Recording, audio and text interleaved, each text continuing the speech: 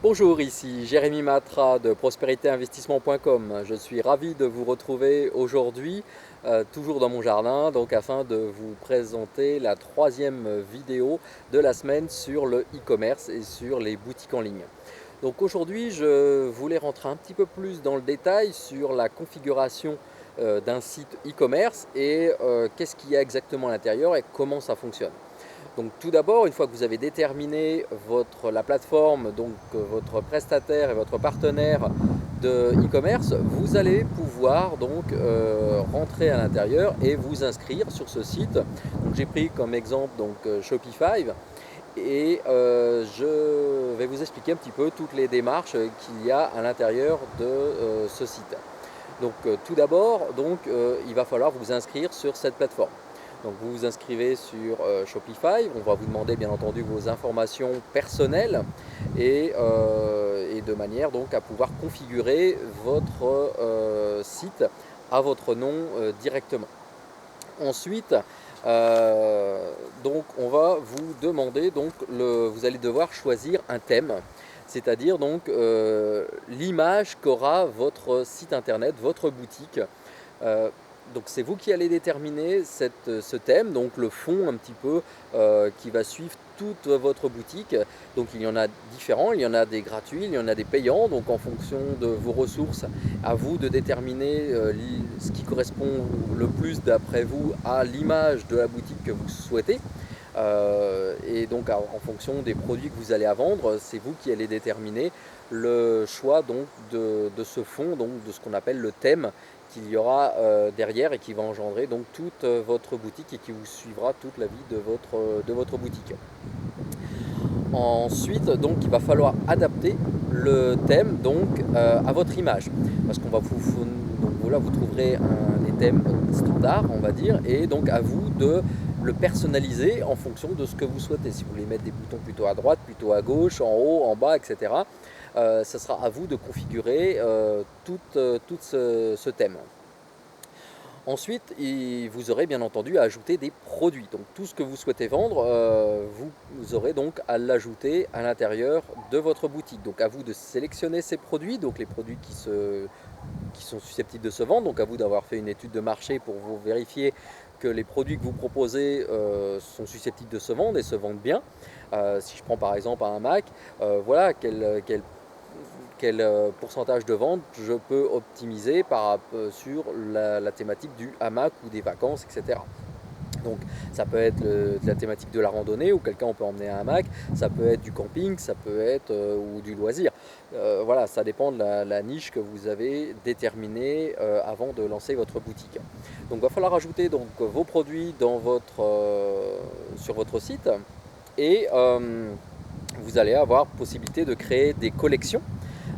Donc la collection hamac, la collection, si vous choisissez le camping, ça va être la collection des réchauds, ça va être etc. Donc voilà, toutes les collections que vous allez avoir, donc c'est à vous de mettre des sous-parties en fait, de diviser un petit peu les produits de manière à ce que vos prospects, vos clients puissent s'y retrouver facilement dans votre boutique. Vous allez bien entendu avoir la possibilité d'ajouter des pages de contenu, donc sous système de blog, donc avec possible ou non, c'est à vous de déterminer si vous souhaitez communiquer ou sous forme d'actualité avec vos clients et avoir comme une communauté de gens qui vont pouvoir vous lire sur un contenu spécifique que vous voulez partager avec votre audience. Et enfin, vous pourrez affecter des réductions sur certains produits, donc à vous de sélectionner le type de réduction que vous voulez en fonction que ce soit Noël, que ce soit Pâques, Halloween, l'anniversaire du site, etc., les soldes, à vous de déterminer le type de réduction que vous souhaitez mettre en fonction de tel ou tel critère. Donc c'est vous êtes votre propre chef d'entreprise, donc c'est à vous de déterminer tout cela à l'avance. Ensuite, il va falloir gérer tous les moyens de paiement. Donc bien entendu, si vous voulez gagner de l'argent, il va falloir que les gens payent. Donc à partir de là, il va falloir déterminer quelle source par quel biais vous voulez être rémunéré. Donc bien entendu, il y a les sites classiques, style PayPal, Stripe, donc qui sont des paiements en ligne. Vous pouvez également accepter directement les cartes bancaires, les virements, les chèques. à vous de choisir quel type de paiement vous souhaitez accepter sur votre site de e-commerce. Donc à vous de déterminer et de configurer votre plateforme, votre boutique en fonction de vos propres choix. Ensuite, il va falloir configurer tous les éléments avant de passer à la mise en ligne. Donc les conditions générales de vente, ça c'est très important. Il faut bien respecter donc, toute la législation. Donc si vous êtes en France, donc par rapport à la récupération des données, la gestion des données, donc par rapport donc bien vous enregistrer auprès de la CNIL, de manière donc à bien respecter la loi. Donc ils vont vous communiquer un numéro et qu'il faudra bien noter dans les conditions générales de vente. Donc où est-ce qu'on peut vous trouver? Donc avec un numéro de téléphone, avec l'adresse de la société, etc. Donc tout cela, ça devra être noté bien clairement dans les conditions générales de vente et sur votre site, pour que les gens puissent vous contacter en cas de difficultés diverses ou variées. Et donc il va bien entendu falloir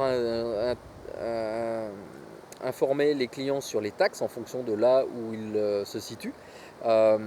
Parce que bien entendu les taxes sont différentes si c'est en France ou en dehors de l'Europe. Les taxes peuvent être totalement différentes. Donc à vous de gérer les taxes que vous souhaitez et en fonction de votre type d'entreprise, bien gérer les taxes de votre site de e-commerce. Choisir les modes de livraison. Est-ce qu'il y a différents modes de livraison, donc de l'express au standard? Est-ce que vous passez par la poste ou par d'autres intermédiaires, ou est-ce que c'est vous qui livrez directement? Vous avez un système de livraison propre à votre entreprise, voilà, ou vous passez directement par vos fournisseurs si vous faites ce qu'on appelle du dropshipping, c'est-à-dire vous n'avez aucun stock et c'est le fournisseur, votre fournisseur qui livre directement auprès de vos propres clients. Tout est possible, à vous de déterminer vraiment et de clarifier votre projet en fonction de votre boutique.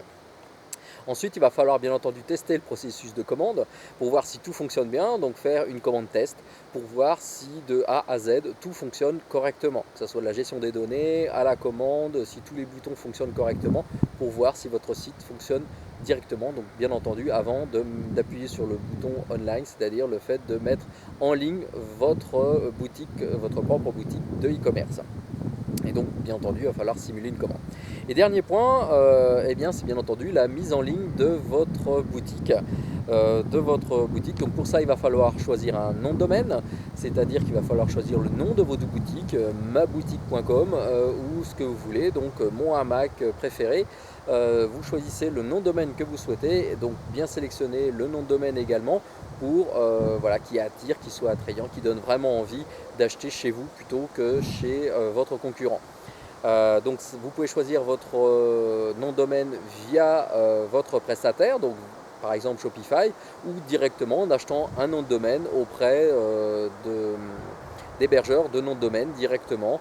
Bon, je ne citerai pas de nom, mais il y en a énormément donc, qui permettent d'acheter votre propre nom de domaine qui vous appartient. Si vous, un jour, vous souhaitez changer de prestataire, au moins votre nom de domaine vous appartient et vous n'aurez pas à en recréer un nouveau et que donc du coup perdre une grande quantité de votre clientèle qui va vous chercher partout parce que vous aurez changé votre nom de domaine.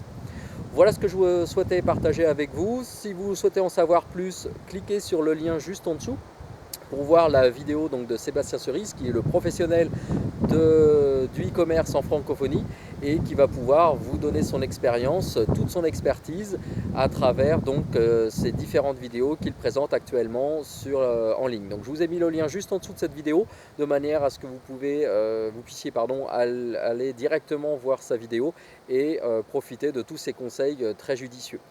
Je vous dis à demain pour une nouvelle vidéo sur le e-commerce. Bye bye!